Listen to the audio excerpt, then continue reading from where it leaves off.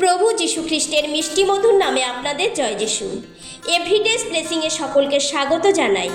প্রিয় বন্ধুগণ, আজ আমি মৃত লাসারকে প্রভু যিশুর জীবন দেওয়ার কাহিনীটি শোনাবো এবং এই কাহিনী থেকে কিছু শিক্ষা লাভ করব। আর এটি লেখা আছে পবিত্র বাইবেলে যোহন লিখিত সুসমাচার 11 অধ্যায় 1 থেকে 44 পদে। বৈথনীয় গ্রামের লাসার নামে একজন ব্যক্তি ছিলেন, আর তার বোন ছিলেন মার্থা ও মরিয়ম। এই মরিয়মই প্রভুর পায়ে সুগন্ধি আতর ঢেলে তার চুল দিয়ে যিশুর পা মুছিয়ে দিয়েছিলেন। এই মরিয়মের ভাই লাসার অসুস্থ ছিলেন। তার অসুস্থতার সময় প্রভু যিশু সেখানে ছিলেন না, কিন্তু মরিয়ম ও মার্থা যিশুর কাছে লাসারের অসুস্থতার খবর পাঠিয়েছিলেন, কারণ প্রভু যিশু তাদের ভালোবাসতেন। কিন্তু যিশু যখন শুনলেন লাসার অসুস্থ, তিনি বললেন এই অসুখ তার মৃত্যুর জন্য হয়নি, ঈশ্বরের মহিমা প্রকাশের জন্যই হয়েছে, যেন এর মধ্য দিয়ে ঈশ্বরের মহিমা প্রকাশ পায়। কিন্তু যিশু লাসারের অসুস্থতার খবর পেয়েও আরও 2 দিন সেখানে থাকলেন। প্রিয় বন্ধুগণ, এখানে আমরা একটু ধ্যান দিই। যিশু লাসারের অসুস্থতার খবর পেয়েও তিনি সঙ্গে সঙ্গে গেলেন না, তিনি আরও 2 দিন সেখানে থাকলেন। অনেক সময় আমরাও যখন সমস্যায় পড়ি, আমরাও প্রার্থনা করি, আর ঈশ্বর সেই প্রার্থনার উত্তর সঙ্গে সঙ্গে দেন না, কিছুদিন পরে দেন। কারণ অনেক সময় আমাদের জীবনের দ্বারাও প্রভু তার মহিমা দেখাতে চান। তারপর যিশু তার শিষ্যদের বললেন, চলো আমরা জিহুদিয়াতে যাই।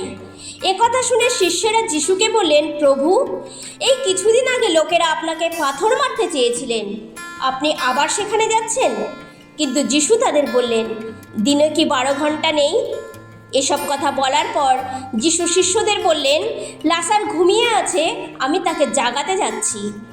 কথা শুনে শিষ্যেরা ভাবল লাসার স্বাভাবিকভাবে ঘুমোচ্ছে। তাই শিষ্যরা যিশুকে বললেন, প্রভু, সে যদি ঘুমিয়ে থাকে তবে সে ভালো হয়ে যাবে।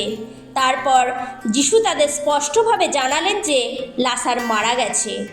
এবং যিশু শিষ্যদের বললেন, আমি তোমাদের কথা ভেবে খুশি হয়েছি যে আমি সেখানে ছিলাম না, যাতে তোমরা বিশ্বাস করতে পারো। জেরুজালেম থেকে বৈথনিয়া প্রায় 3 কিলোমিটার দূরে ছিল। যিশু সেখানে পৌঁছে জানতে পারলেন যে 4 দিন আগেই লাসারকে কবর দেওয়া হয়েছে। আর যিশু আসার খবর পেয়ে মার্থা যিশুর সঙ্গে দেখা করতে গেলেন, কিন্তু মরিয়ম বাড়িতেই থাকলেন। মার্থা যিশুকে বললেন, প্রভু, যদি আপনি এখানে থাকতেন আমার ভাই মারা যেত না। যিশু তাকে বললেন, তোমার ভাই আবার জীবিত হয়ে উঠবে। প্রিয় বন্ধুগণ, এখানে আমরা দেখতে পাই যে মার্থার মধ্যে প্রভু যিশুর প্রতি বিশ্বাস ছিল যে লাসারের অসুস্থতার সময় প্রভু যিশু সেখানে থাকলে তিনি সুস্থ করে দিতেন। আর প্রভু যিশু যখন তাকে বললেন, তোমার ভাই আবার জীবিত হবে, তিনি মনে করলেন প্রভু মৃত লোকদের শেষ সময়ে পুনরুত্থানের কথা বলেছেন।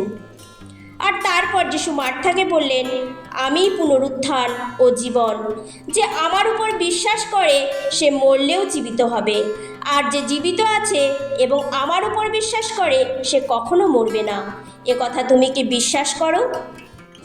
মার্থা বললেন, হ্যাঁ প্রভু, আমি বিশ্বাস করি জগতে যার আসার কথা আছে আপনি সেই মসিহ।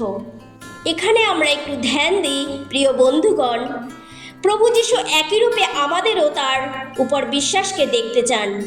তিনি হলেন ঈশ্বর। আমরা যদি তাকে বিশ্বাস করি আমরাও জীবিত থাকব। আমরা শারীরিকভাবে মারা যাব, কিন্তু আত্মায় জীবিত থাকব। প্রভু যিশু মার্থাকে এইরূপ বিশ্বাসের কথা জিজ্ঞেস করেছিলেন।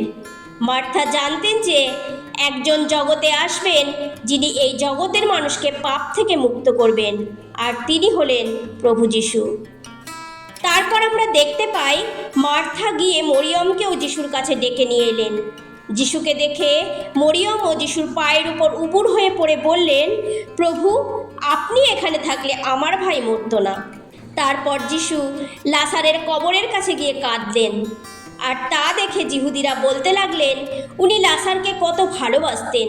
আবার কেউ কেউ বলতে লাগলেন, যিনি অন্ধের চোখ খুলে দিয়েছেন উনি কি লোকটিকে সুস্থ করতে পারতেন না? তারপর যিশু লোকদের কবরের মুখে যে পাথরটা চাপা দেওয়া ছিল তা সরিয়ে দিতে বললেন। তখন মার্থা বললেন, প্রভু, 4 দিন হয়ে গেছে, এতে এখন দুর্গন্ধ বেরোবে। প্রিয় বন্ধুগণ, এখানে একটু ধ্যান দিই যে তারা জানতেন প্রভু অসুস্থদের সুস্থ করতে পারেন, কিন্তু প্রভু যে মৃত মানুষকে জীবিত করতে পারেন সেটা তাদের ধারণা ছিল না। তখন যিশু মার্থাকে বললেন, আমি কি তোমাকে বলিনি, যদি বিশ্বাস করো তবে ঈশ্বরের মহিমা দেখতে পাবে। তখন সেখানকার লোকেরা কবরের মুখ থেকে পাথরটা সরিয়ে দিল। তারপর যিশু উপরের দিকে তাকিয়ে পিতাকে বললেন, পিতা, তুমি আমার কথা শুনেছ বলে তোমায় ধন্যবাদ দিই। আর বললেন, আমি জানি সবসময় তুমি আমার কথা শোনো, কিন্তু যেসব লোক দাঁড়িয়ে আছে তারা যেন বিশ্বাস করতে পারে যে তুমি আমাকে পাঠিয়েছ, সেই জন্যই এই কথা বললাম। তারপর যিশু কবরের কাছে জোরে লাসারকে ডাকলেন, লাসার, বেরিয়ে এসো। তখন লাসার কবর থেকে বেরিয়ে আসলো। লাসারের হাতে পায়ে কাপড় জড়ানো ছিল আর মুখে রুমাল বাঁধা ছিল। তাই যিশু লোকদের বললেন, ওর বাঁধন খুলে দাও আর ওকে যেতে দাও। প্রিয় বন্ধুগণ, এখানে আমরা মনোযোগ দিই। প্রভু যিশু যদি চাইতেন লাসারকে সুস্থতা দিতে পারতেন, কিন্তু তিনি তা করলেন না।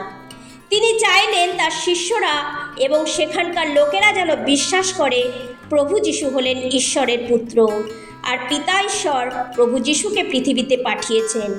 আর তাই তিনি লাসারের জীবনে এক আশ্চর্য কাজ দেখালেন। সকলের কাছে যে কাজ অসম্ভব বলে মনে হয়েছিল, তিনি তা সম্ভব করে দেখালেন।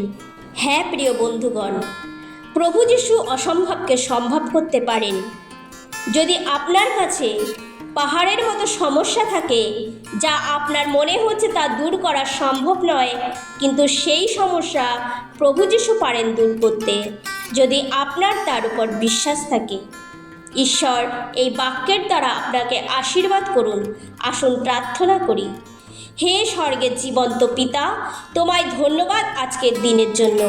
পিতা, আজও অনেক মানুষ আছে যারা তোমায় ঈশ্বর বলে বিশ্বাস করে না। তাদের হৃদয়কে তুমি খুলে দাও, যেন তোমাকে ত্রাণকর্তা রূপে গ্রহণ করে এবং হৃদয়ে বিশ্বাস করে। এই প্রার্থনা পিতা তোমার পুত্র প্রভু যিশুর নামে চাই। আমেন।